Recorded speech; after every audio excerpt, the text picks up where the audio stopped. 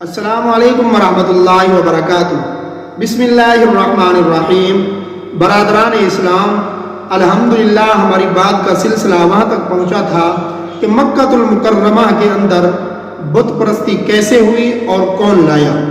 اسی طریقے سے ہم آج عرض کریں گے کہ مدینہ طیبہ کے اندر یہود کیسے آئے، اور یہ بھی اتفاق کی بات ہے کہ یہود جو تھے وہ مدینہ طیبہ کے رہنے والے نہیں تھے، بلکہ یہ ملک شام سے ہجرت کر کے مدینہ طیبہ آئے۔ اور مدینہ طیبہ کو پہلے مدینہ طیبہ بھی نہیں بلکہ اس کو یثرب کہا جاتا تھا، اور یہاں پر جو ہے وہ بڑے بڑے یہودیوں کے قبائل آ کر آباد ہوئے، بنو قینقاع، بنو نذیر، بنو قریظہ، اوس اور خزرج۔ اور اسی طریقے سے یمن کے اندر ایک شخص تھا جس کا نام تھا ربیعہ ابن نضر۔ اس نے رات کو خواب دیکھا کہ یمن کے ملک کے اندر ایک ایسی قوم جسے احباش کہا جاتا ہے، یعنی کہ احباش اس قوم کو کہا جاتا ہے جو بہت ہی گھٹیا قوم، یعنی کہ رذیل قوم، کم تر قوم ہے، وہ بادشاہ بن جائے گی۔ تو وہ صبح کو اٹھا اور اس کی ڈر کی وجہ سے جو ہے وہ اپنے یعنی کہ پورے اہل خانہ کو گھر کو لے کر جو ہے وہ عراق کے اندر ایک جگہ تھی حیرہ، وہاں پر مقیم ہو گیا۔ پھر اس کے ہاں ایک لڑکا پیدا ہوا جس کا نام تھا سنان ابن اسد۔ یہ سنان ابن اسد پھر مشہور طبہ بادشاہ بنا۔ تو یہ جب بڑا ہوا تو بادشاہ بنا تو اس نے بڑی یعنی کہ لڑائیاں کی، بڑے یعنی کہ اس نے جہاد کیے۔ پھر اسی ضمن میں یہ آتا مدینہ طیبہ آیا، اور مدینہ طیبہ سے جاتے ہوئے اس نے ایک لڑکا یعنی کہ اس کا بیٹا تھا سنان ابن اسد طبہ بادشاہ کا، وہی مدینے میں چھوڑ دیا اور کہا کہ جی میں نے سنا ہے یہاں پر اہل کتاب رہتے ہیں، یہاں پر احبار رہتے ہیں، یہاں پر علماء رہتے ہیں، تو لہٰذا تم ان سے استفادہ حاصل کرو۔ وہ آگے چلا گیا۔ پھر خدا کی قدرت دیکھیں، اللہ کی شان دیکھیں کہ کچھ عرصہ بعد اس کا وہ بیٹا قتل ہو گیا۔ تو اس نے جا کر کسی نے اس کو اطلاع دی کہ بھئی آپ کا بیٹا جو ہے وہ علماء نے یعنی کہ مدینہ والوں نے قتل کر ڈالا ہے۔ تو وہ جناب اس نے مدینہ پر چڑھائی کر دی۔ وہ آیا اور لڑتا رہا کافی، اور یثرب والے بھی لڑتے رہے، اور یہ دنیا کی انوکھی لڑائی ہے کہ دن کے وقت جو ہے وہ مدینہ والے جو ہیں وہ اس یمن کی فوجوں سے، طبہ بادشاہ کی فوجوں سے لڑتے تھے۔ جب شام ہوتی تھی تو پھر ان کو کھانا پیش کر دیتے تھے۔ وہ کہتے تھے کہ بھی لڑائی اپنی جگہ، لیکن تم یمن سے آئے ہو، تم فوجیں لے کر آئے ہو، آخر مہمان ہو ہماری مہمان نوازی تو ہمارا شیوا ہے، لہذا کھانا تو کھاؤ نا۔ یہ دنیا کے اندر بڑی انوکھی لڑائی تھی، اور دنیا حیران تھی کہ یہ کیسی لڑائی ہے کہ دشمن کے ہاتھ سے کھانا کھا رہا ہے۔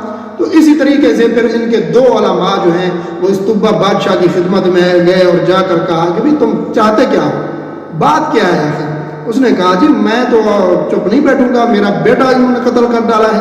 انہوں نے کہا تم نے کتنے قتل کیے؟ پھر تمہارا تو ایک بیٹا قتل ہوا ہے، تو تم نے کتنے قتل کر ڈالے ہیں؟ تو انہوں نے کہا کہ نہیں جی میں جو ہے اس یثرب کو دنیا کے نقشے سے مٹا دوں گا، بالکل ختم کر دوں گا۔ تو علماء نے کہا یہ تیرے بس کی بات نہیں ہے۔ انہوں نے کہا کیوں، وجہ کیا ہے؟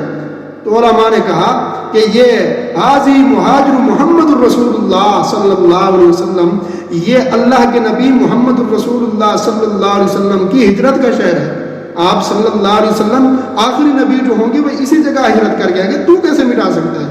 اس نے کہا اچھا۔ تو اس نے ان دو علماء کی بات مان کر جو ہے اس نے جنگ روک دی، اور ان دو علماء کو کہنے لگا کہ تم بھی میرے ساتھ چلو، میں تاکہ لے جاؤں تمہیں یمن میں جا کر تم دین کا کام کرو، وہاں کوئی علماء اور راہب پیدا کرو۔ تو یہ دو علماء بھی اس کے ساتھ چل پڑے۔ اب جب جا رہے تھے راستے کے اندر بنو حذیل قبیلے کے کچھ لوگ ان کے پاس آئے، اور حذیل جو تھے وہ مکہ کے ارد گرد رہنے والے تھے، قریش میں سے تھے، اور آ کر کہنے لگے کہ بھئی کیا تو چاہتا ہے، طبہ بادشاہ کو کہنے لگے کہ کیا تو چاہتا ہے کہ تیرے سامنے جو ہے سونے اور جواہرات اور چاندی کے ڈھیر ہوں؟ اس نے کہا کون نہیں چاہتا، یہ تو ہر آدمی کی خواہش ہے۔ تو اس نے کہا کہ اگر لینا ہے تو جاؤ، مکہ کے ساتھ ایک کنواں ہے، وہاں پر یعنی کہ بیت اللہ کے ساتھ ایک کنواں ہے، وہاں پر ساری دنیا کا سونا جمع ہے۔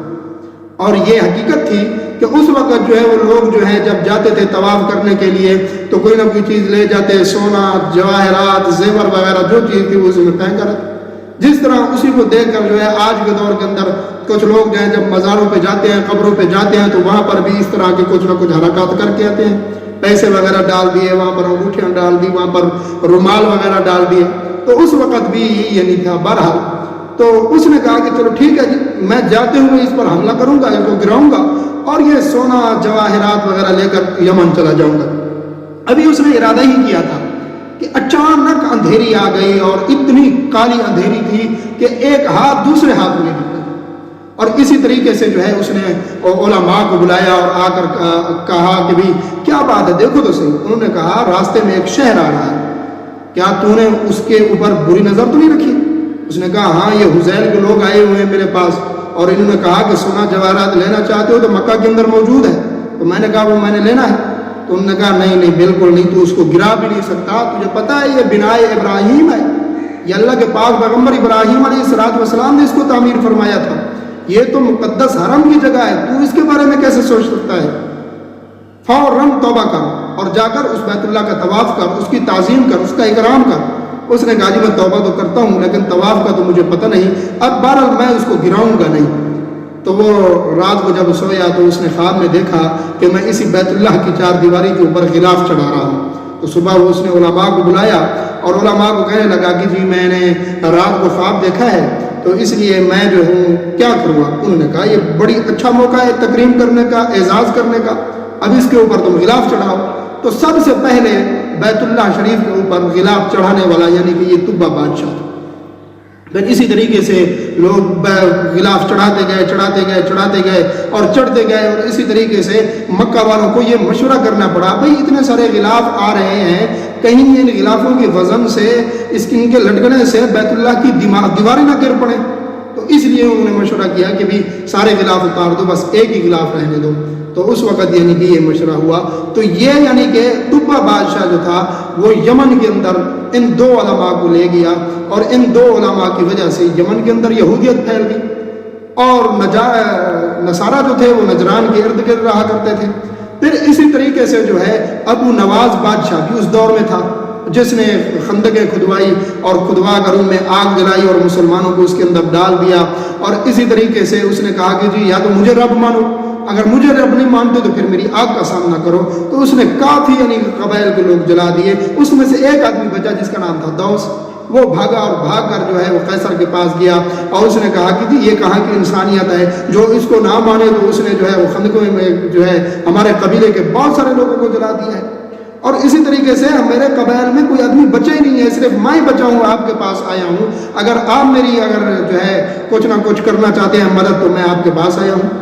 تو قیصر جو ہے وہ اس نے فوراً حکم دیا حبشہ کے بادشاہ نجاشی کو، اور اس نے کہا کہ فوراً 70,000 کی فوجیں لے کر جو ہے ابو نواز کے اوپر حملہ کرو۔ یہ کہاں کی انسانیت ہے کہ انسانوں کو اس نے آگ میں جلا ڈالا ہے؟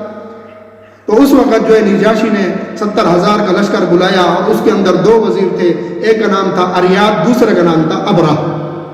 انہوں نے حکم دیا کہ بھی جاؤ ابو نواز کے پاس۔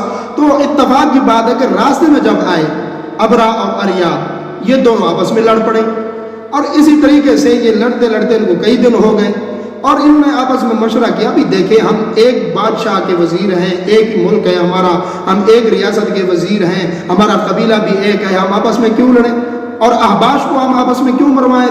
آپ میرے ساتھ لڑیں گے تو احباش مریں گے، تیرے بھی احباش مریں گے، میرے بھی احباش مریں گے، اس لیے بہتر یہ ہے کہ ہم آپس میں لڑیں، یعنی کہ دونوں اکٹھے مقابلہ کریں، جو یعنی کہ غالب آ گیا وہ بادشاہ بن جائے گا، جو بچ گیا وہ بادشاہ بن جائے گا۔ تو محترم ناظرین، ان دونوں کی آپس میں لڑائی ہوئی۔ انشاءاللہ آنے والی ویڈیو میں یہ ضرور عرض کیا جائے گا کہ پھر ان کے اندر سے جیتا کون، ان کی لڑائی کیسے ہوئی، پھر اس کے بعد جو ہے بادشاہ کون بنا، اور اسی طریقے سے جو ہے انشاءاللہ آنے والی ویڈیوز میں بتایا جائے گا۔ مقصد یہ تھا کہ نصرانیت اور یہودیت جو ہے وہ کیسے پھیلی ان علاقوں میں، اس وجہ سے یعنی کہ یہودیت اور نصرانیت پھیلی۔